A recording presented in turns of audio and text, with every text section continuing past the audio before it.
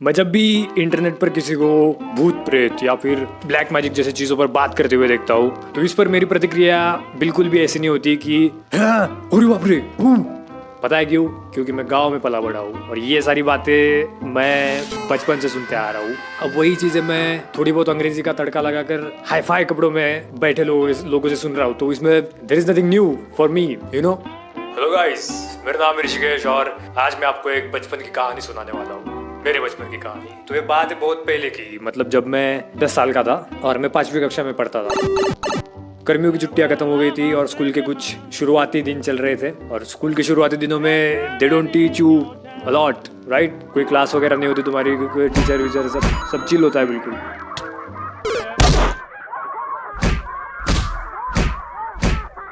हम ऐसे कुछ 3-4 लोग आपस में देश और दुनिया की बातें करने लग गए और बातें करते करते टॉपिक छिड़ गया भूत प्रेत का। हर कोई अपनी अपनी कहानी सुनाने लग गया कि अबे एक बार ऐसा हुआ था, हमारे तरफ वो जो थे ना उनको ऐसा हुआ, यू नो, खतरनाक। उसके बाद से वहाँ पे फिर ऐसा हो रहा है, इट्स द सेम फॉर्मेट। लेकिन दोस्तों पता नहीं, बचपन से ही मैं थोड़ा सोच विचार करने वाला बच्चा रहा हूँ। तो क्योंकि मैं एक सोच विचार करने वाला बच्चा रहा हूँ तो मैंने यहाँ भी थोड़ा सोच विचार किया और कहा यार ऐसा कुछ नहीं होता, ये सब बकवास है, ये मत करो बकवास। और मेरे दोस्त मेरे ऊपर गुस्सा हो गए। अरे तू ऐसे कैसे कह सकता है? हाँ, कैसे कह सकते तू ऐसा? कैसे कह सकता है? बता। मैंने बोला अगर भूत है तो दिखाओ। फिर उसने कहा कि हवा दिखती है क्या? हवा दिखती है लेकिन हवा होती है कि नहीं? उसी तरह से भी भूत दिखता नहीं लेकिन होता है। इस बात पर हमारा काफी शास्त्रार्थ लगा रहा। वो लोग बोल रहे थे कि भाई होता है, मैं बोल रहा था नहीं होता। वो लोग अपने तर्क देने में लगे रहे, मैं उनके तर्कों को काटने में लगा रहा।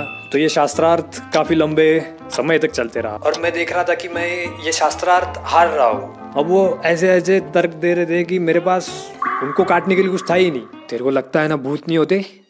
वो देख, उसने स्कूल से बाहर एक पीपल के पेड़ की तरफ इशारा किया और वो सिर्फ पीपल का पेड़ नहीं था, वो पीपल का पेड़ था और उसके ऊपर एक इमली का पेड़ निकला था। और वो बोलता है कि इधर गांव में एक बाबा जी रहते थे, वो उन्होंने क्या किया, ये जो वो है ना, वो अपना वो, उसका नाम अभी के लिए अपन रॉबर्ट रखेंगे, ठीक है? वो जो है ना रॉबर्ट, उसकी दादी, उसके ऊपर भूत चढ़ा था। तो वो बाबा जी ने उस भूत को पकड़ा और बॉटल में डाला और वो जमीन में गाड़ के उसके ऊपर एक पेड़ लगा दिया। और वो जो पेड़ है वो पेड़ बड़ा हुआ लेकिन उस भूत को उससे बाहर निकलना था, तो वो अभी उस जो इमली का पेड़ है उससे वो बाहर निकल रहा है। अब मेरे को पता है कि ये दो पेड़ ऐसे मिक्स कैसे हो जाते हैं। पीपल के पेड़ और इमली के पेड़ ने इंटरकास्ट मैरिज करी होगी और उससे ये पेड़ पैदा हो गया। As simple as that, you know. लेकिन ये बात अब मैं उनको कैसे समझाऊं? वो सिर्फ 10 साल के बच्चे थे, यू नो। तभी उनमें से एक बालक बोल पड़ा, ऋषिकेश तू अगर उस पेड़ के ऊपर अगर गलती से सुसु करेगा ना तो तू बीमार पड़ जाएगा और तुझे किसी भी हॉस्पिटल में अगर लेके गए तो भी तेरे को डॉक्टर बचा नहीं पाएंगे, तू मर जाएगा। दोपहर के 12 बजे स्कूल की छुट्टी होती है और मेरे जो है सहपाठी थे जिनके साथ मैं शास्त्रार्थ कर रहा था, मैंने बोला रुको। तो दोस्तों आज मैं मौत का खेल करने जा रहा हूँ और दोस्तों इस मौत के खेल में मेरी जान भी जा सकती है, तो दोस्तों मेरे लिए दुआ करना, यू नो। तो दोस्तों शुरू करते हैं मौत का खेल।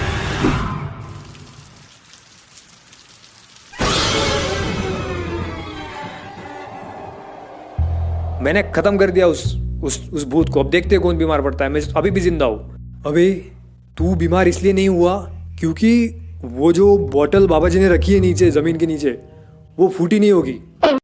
अगर वो फूटी होती और अगर तू उस पे मुंह देता तो तेरे ऊपर भूत चढ़ जाता, तू बीमार पड़ता और तू मर जाता। ये सुनकर मैं एक गहरे मौन में चला गया। दोस्तों इनके साथ तुम कभी कोई भी डिबेट जीत ही नहीं सकते। मतलब देखो, किसी सड़क दुर्घटना में कोई बुरा आदमी मर जाता है तो ये लोग बोलेंगे वो बुरा था ना इसलिए मर गया। और अगर मान लो किसी सड़क दुर्घटना में कोई अच्छा आदमी मर जाता है तो वही लोग बोलेंगे ऊपर वाला अच्छे लोगों को जल्दी बुला लेता है।